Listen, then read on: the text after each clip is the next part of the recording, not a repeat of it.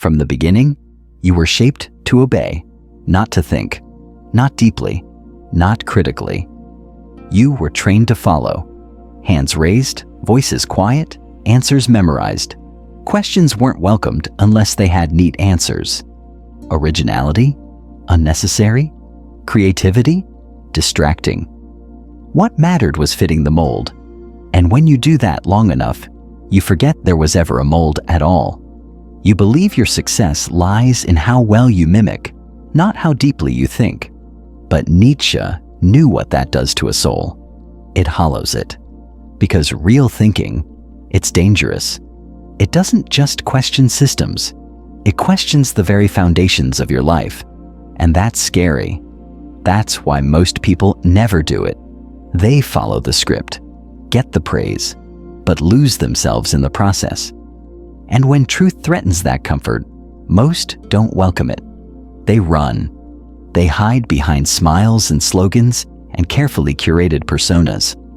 Because truth is uncomfortable.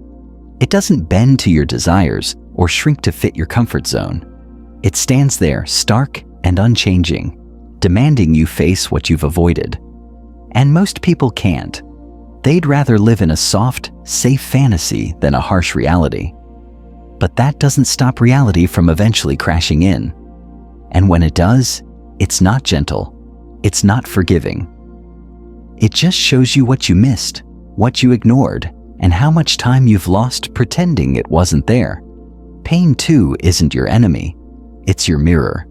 It reflects what you fear, what you value, what you've abandoned in yourself. Nietzsche understood this. He didn't flinch from pain. He walked toward it. Because pain strips away the lies.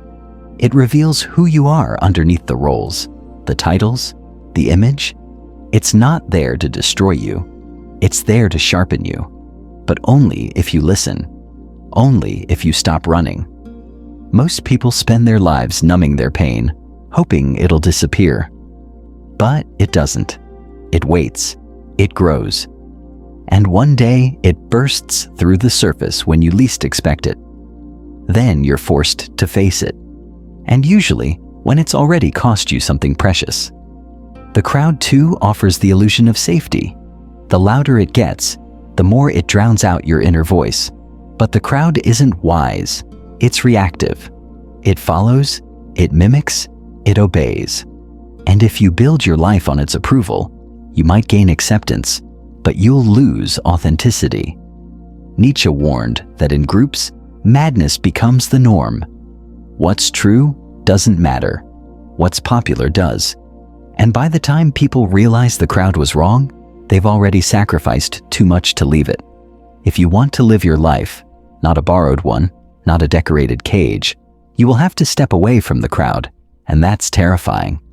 But it's also necessary. Being kind? That's powerful. But only if you're also strong. Kindness without strength is a vulnerability. A target for those who don't care about your good intentions. The world doesn't run on politeness, it runs on power. Without strength, kindness becomes submission. And Nietzsche knew this.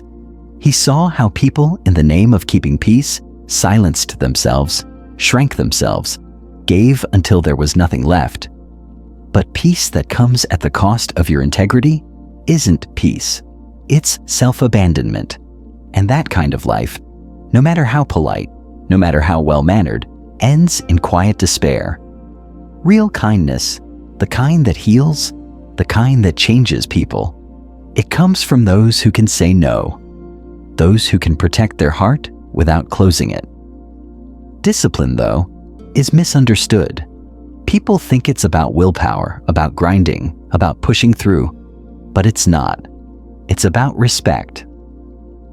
Respect for your future self. Nietzsche saw that discipline isn't about motivation. It's about meaning. You don't brush your teeth because you're inspired. You do it because it matters. And if your dreams matter, if your growth matters, then discipline is how you prove it to yourself. Not when it's easy, not when you feel like it, but when it's hard, when everything in you wants to stop, because that's when it counts. And most people don't learn that until they're standing in the ruins of their own potential, wondering where it all went wrong. Support, too, has limits. Everyone's rooting for you until you grow past the version of you they're comfortable with. When you change, when you rise, when you start living differently, not everyone will cheer. Some will fall away, some will mock, some will try to pull you back, not because you've done anything wrong, but because your growth exposes their stagnation. Your light reminds them of their darkness. Your courage reminds them of their fear. And so they push back.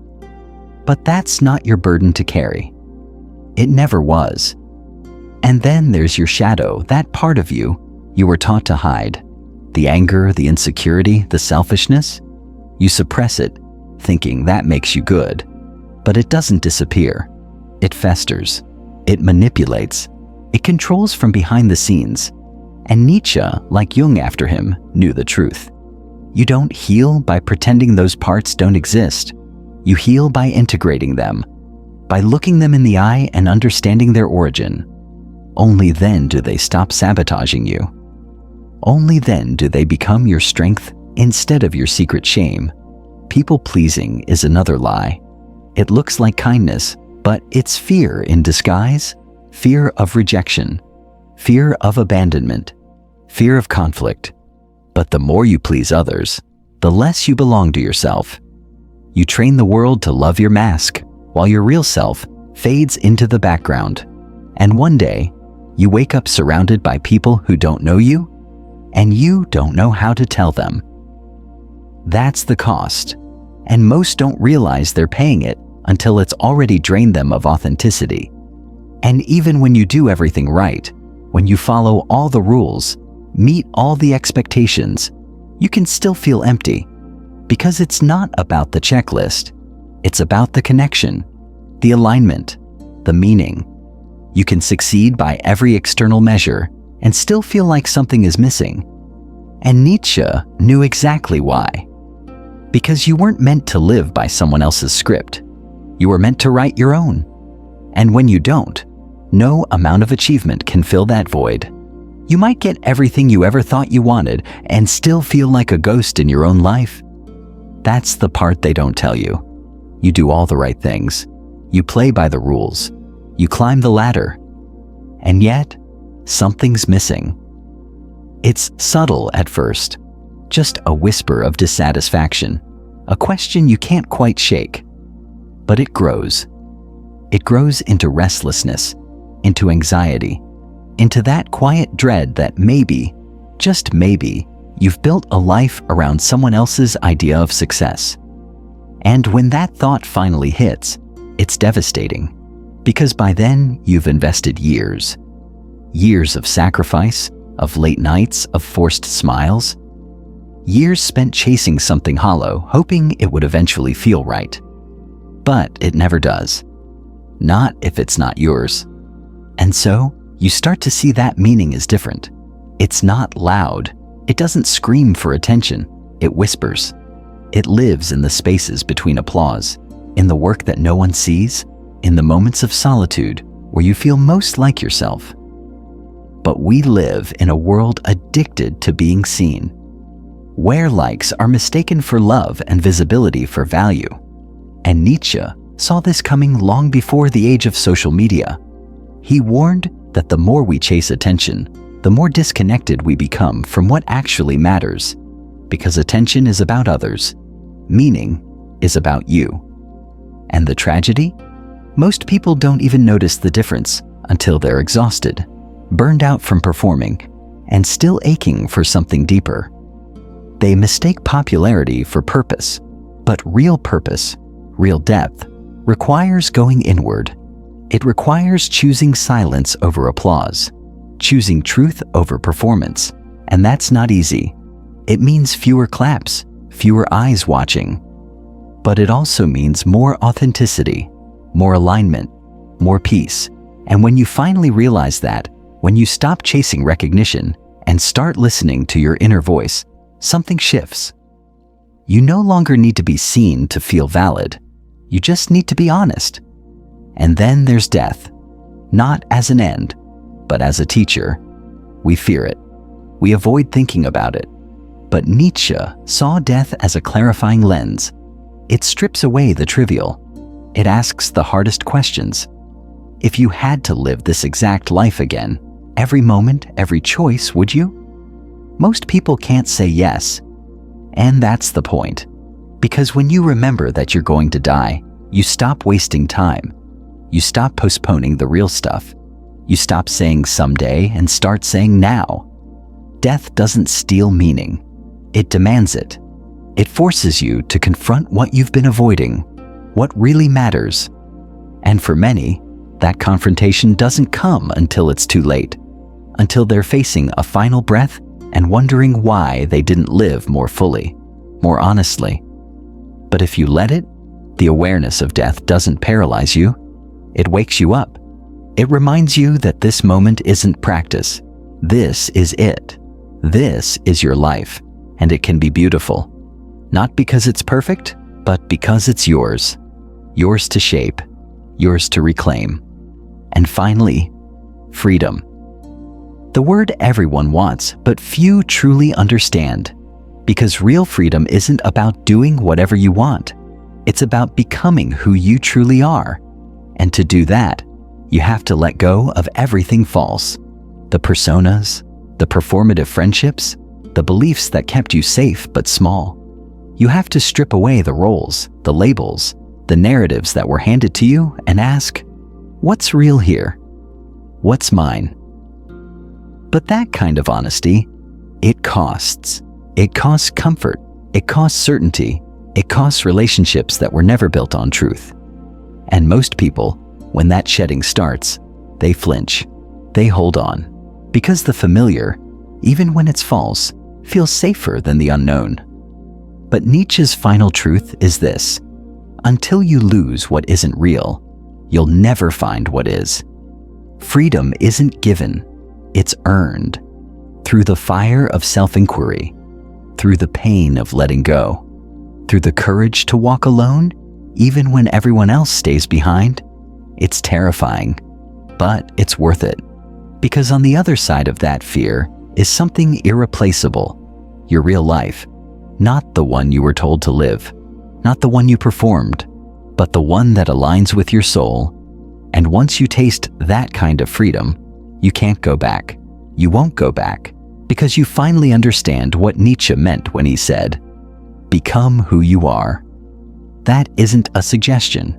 It's a call to wake up, to remember, to live, not just exist. And so the question lingers, not what are you supposed to do, but who are you supposed to be? Strip away the noise, the praise, the guilt, the fears, and what's left? That's where it begins. Not with grand answers, but with small, honest questions. Most people wait. They wait for permission, for the perfect time, for someone to tell them it's okay to choose differently. But Nietzsche would have told you, no one is coming. Not the mentor, not the parent, not the partner. No one is going to rescue you from a life you won't walk away from. That's on you. And it always has been. It's hard to hear, but there's freedom in that too. Because if you created this life, you can uncreate it. You can choose again. Choose truth over comfort, meaning over validation, depth over distraction. But it won't happen by accident. You'll have to disappoint people. You'll have to break your own patterns.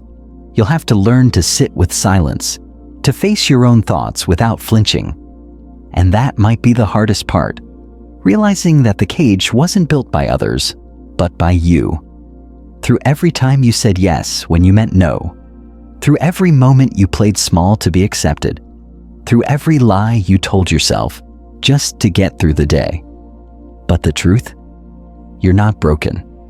You're buried beneath layers of expectations, wounds, and compromises. And if you're willing to dig, painful as it is, you'll find something raw, something real, the part of you that remembers, the part that always knew there was more. That part has never left. It's just been waiting for you to stop pretending. And when you do, when you finally stop trying to be who they want and start being who you are, everything shifts. The pain doesn't go away, but it has purpose. The loneliness doesn't disappear, but it makes room for real connection. The fear doesn't vanish, but it stops running the show. This isn't about becoming someone else. It's about unbecoming everything you're not. It's about stripping back the false layers until all that's left is truth. And yes, that truth might be messy. It might be inconvenient. It might not fit neatly into anyone's box, but it will be yours. And that's what Nietzsche wanted. Not for you to follow his path, but to find your own. To question everything. To think deeply. To feel honestly. To live deliberately. You don't have to change overnight. You don't have to burn it all down. But you do have to start. Start by asking better questions. Start by listening to the discomfort instead of silencing it. Start by noticing where you've been shrinking and asking why. Start by taking one step, just one, toward the life that calls you, even if your voice shakes when you answer. This isn't motivation. It's a reckoning, a reminder that your life is not a rehearsal, that the clock is ticking whether you move or not, and that someday is a myth designed to keep you stagnant. What you want is already whispering to you, not through noise, but through restlessness, through that deep, aching sense that there's more. And there is, but you have to choose it. You have to become the kind of person who tells the truth, even when it hurts, who walks away even when it's hard, who stands alone even when it's terrifying. Because once you do, once you decide that your life matters more than your comfort, everything begins to change. Slowly, quietly, radically. The world doesn't need more followers. It doesn't need more people trying to be liked. It needs people who are awake, people who are done pretending, people who are ready to think, to feel, to live. And if you're still here, still listening, maybe that's you. Maybe this isn't just a video. Maybe it's the beginning of your return.